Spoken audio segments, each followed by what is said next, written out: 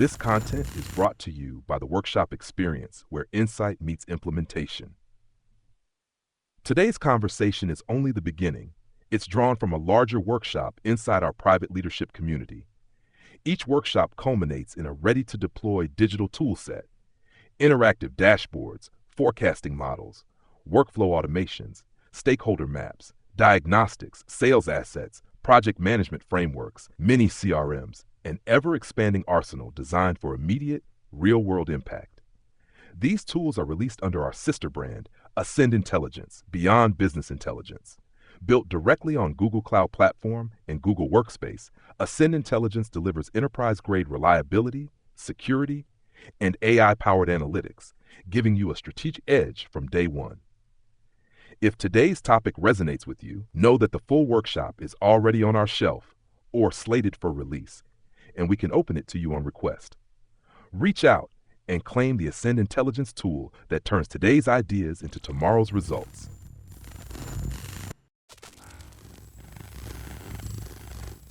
Magus, a whisper through the void. Catalyst, igniting change, one spark at a time. Media, shaping worlds, telling truths. And now the story begins. Welcome back to the Deep Dive, everybody. Today, we're going to be looking at something a little bit different, but also, I think, really, really important. We're going to try to figure out how to find stories inside of numbers. Yeah. So I know a lot of people, when they think about numbers, they maybe, their eyes kind of glaze over a little bit, or they start to get a little bit nervous.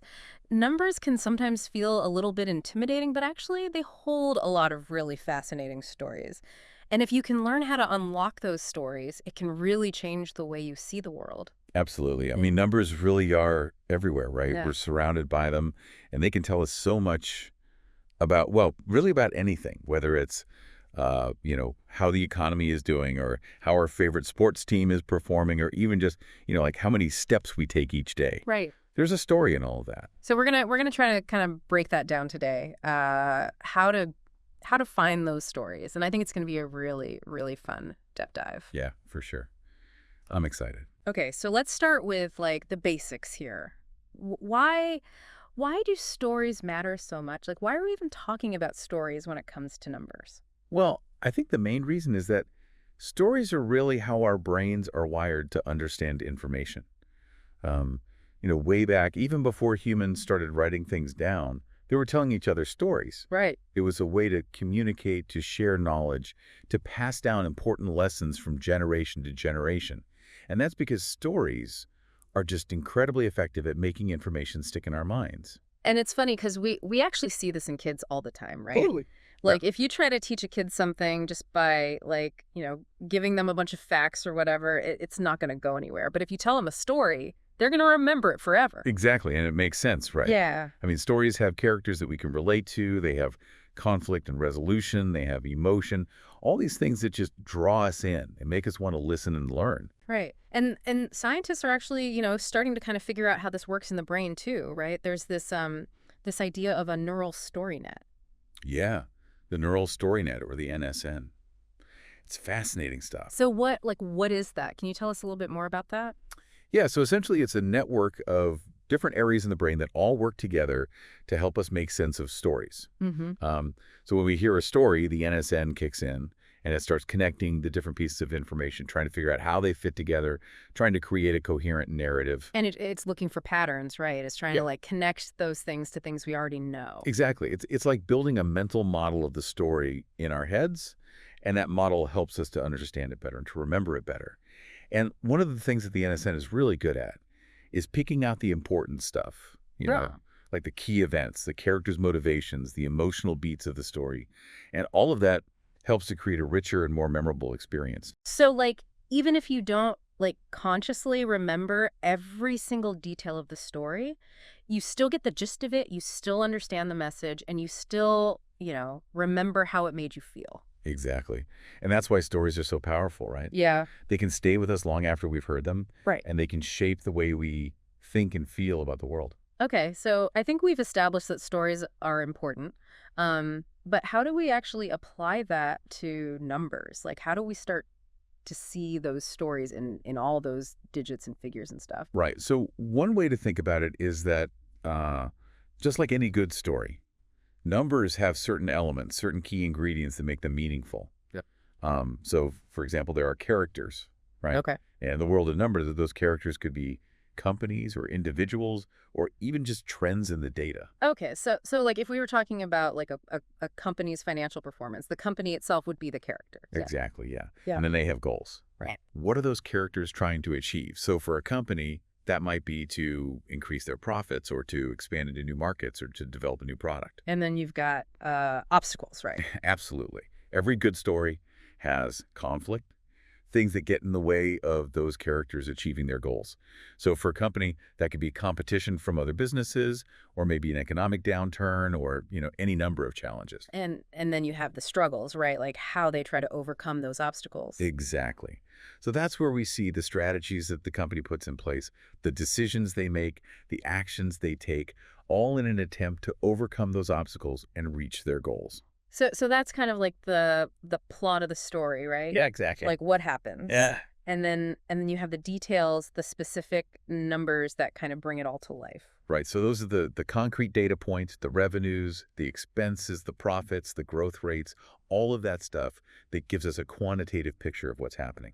Okay, so let's take a specific example here. Let's say we're looking at a company that makes toys, right? Okay. Yeah. So what would the story be in that case? So our toy company, that's our main character, right? Right. And their goal might be, let's say, to sell more toys this year than they did last year, so to increase their sales. Okay. Now, along the way, they're going to face some obstacles. Maybe there's a new toy company that comes on the scene that's really popular and starts taking away some of their market share. Right. Or maybe there's a change in consumer preferences and kids aren't as interested in the kind of toys that they make anymore. So those are the obstacles, the challenges that they have to overcome. And then what would the struggles be? Like how would they try to deal with those things? Right. So they might try to come up with a new line of toys that's more appealing to kids, or they might invest in a big marketing campaign to try to boost their brand awareness. Yeah. Or maybe they try to find ways to cut their costs so that they can lower their prices and be more competitive. And then the details would be the actual numbers. Yeah. Exactly. So we would look at things like how many toys they actually sold this year compared to last year. Did their sales go up or down? Yeah. And then we would look at their profits. Did they actually make more money even if they sold more toys? Right. And then we could look at things like how much they spent on marketing or on developing new products. So all of those numbers would kind of fill in the blanks of the story and give us a more complete picture of what happened. So I guess what you're saying is that by looking at those numbers and kind of thinking about them in terms of a story, we can get a much deeper understanding of what's really going on with that company. Absolutely, yeah. It's not just about like the raw numbers themselves. It's about what those numbers represent, what they tell us about the company's journey, its challenges, its successes, its failures. And what their motives are too, Yeah. right? Because why does the toy company want to sell more toys? Do they just want to make more money for themselves? Or do they have some, sort of bigger vision, like maybe they want to create toys that are educational or that promote creativity in kids? So I guess it's also about understanding the why behind the numbers. Yeah, exactly. Because the numbers themselves are just data points. Mm-hmm. But the story helps us to connect those data points to something that's more meaningful, something that we can relate to. Okay, so we've talked a lot about companies, but how does this all apply to our own personal finances? Like, how can we use stories to make better decisions with our own money? Well, I think the same principles apply, right? Yeah. Our personal finances are full of stories. Every financial decision we make is part of a larger narrative. So like, if I'm saving up to buy a new video game, that's a story, right? Exactly, yeah. You have a goal, which is to buy the video game. You have obstacles, which might be the price of the game or maybe how much allowance you get each week. And then you have your struggles, which is how you're actually going to save up that money. Are you going to do extra chores around the house? Are you going to cut back on spending in other areas? And then the details would be like how much I need to save, how much I can put aside each week, that kind of thing. Exactly.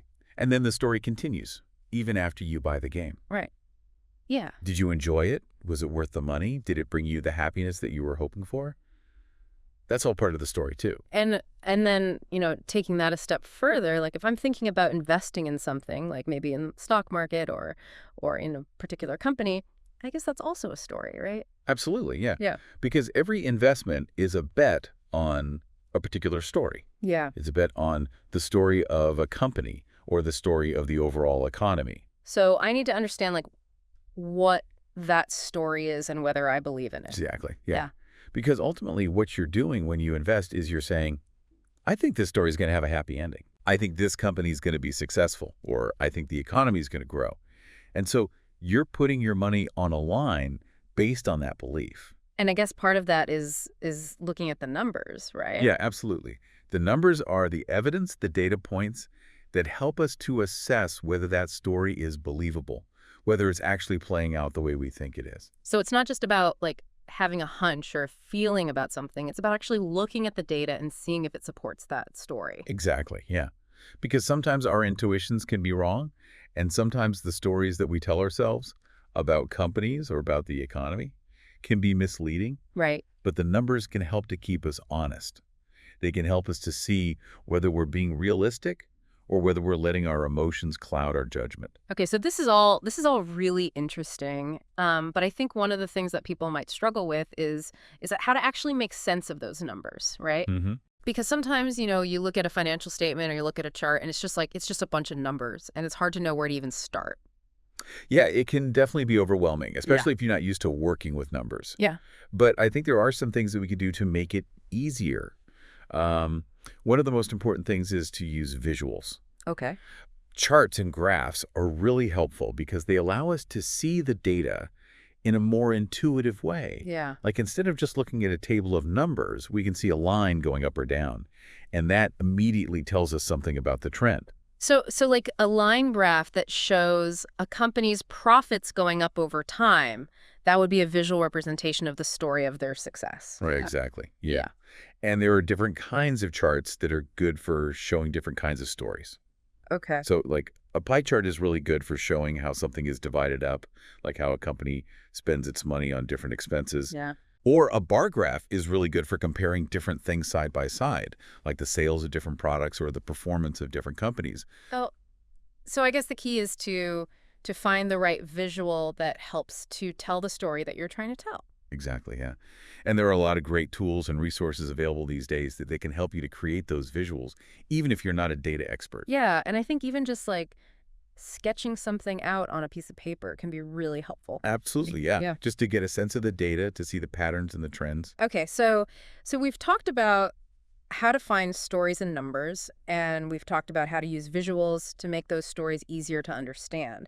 But what about when we're looking at like bigger picture stuff, like the economy as a whole or political events?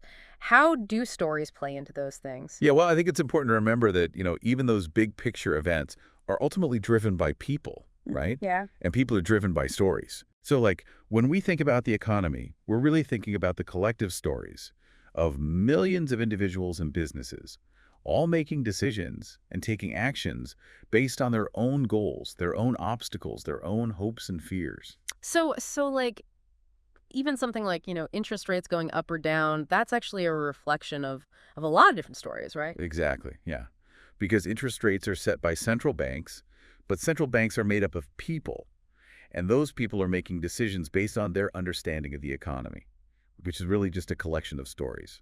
And I guess the same thing applies to political events, right? Absolutely, yeah. Because politicians are always trying to tell stories. They're trying to tell stories about themselves, about their opponents, about the country, about the world.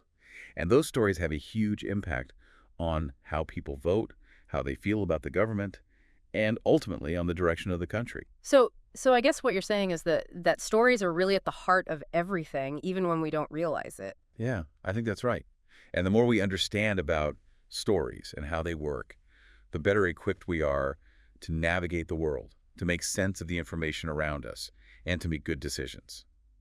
Oh, okay. So we've covered a lot of ground today.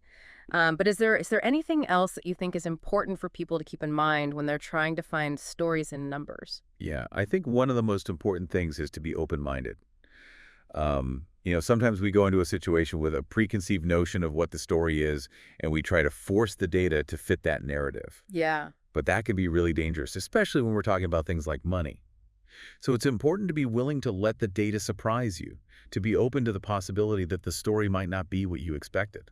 Yeah, to let the numbers tell their own story. Exactly, yeah. And I think that's one of the most exciting things about working with numbers is that you never really know what you're going to find. And I guess it's also important to remember that numbers can be manipulated, right? Yeah, absolutely. People can cherry pick data to support their own agenda, or they can present numbers in a way that's misleading or even outright false. So it's important to be critical of the information that you're seeing, to ask questions, to do your own research, and to not just take things at face value. Yeah, so basically to be good story detectives. Exactly, yeah. To use our critical thinking skills to evaluate the evidence and to try to get to the truth of the matter. Okay, I love that. Well, I think this has been a really fascinating deep dive, and I hope that our listeners have learned something new about how to see the world through the lens of stories. Yeah, me too. It's been a pleasure talking about this with you. So to wrap things up, what would you say is the most important takeaway for our listeners? I would say that numbers aren't just abstract figures. They're representations of real-world events, of human actions and decisions. Yeah. And when we learn to see those stories in the numbers, it can really change the way we understand the world around us, and it can help us to make better decisions in all areas of our lives, especially when it comes to money. Absolutely. So next time you see some numbers, whether it's in a news article, a financial statement, or just on a sign in a store window, take a moment to think about the story behind those numbers. Who are the characters? What are their goals? What obstacles are they facing? And what does it all mean? Yeah, and don't be afraid to dig deeper, to ask questions, and to challenge the assumptions that you might be making. That's great advice. Thanks again for joining us on the Deep Dive. My pleasure. And to our listeners, thanks for tuning in. And remember, the world is full of stories, even in the most unexpected places. You just have to know where to look. So keep exploring, keep learning, and keep diving deep. We'll see you next time. Bye, everybody.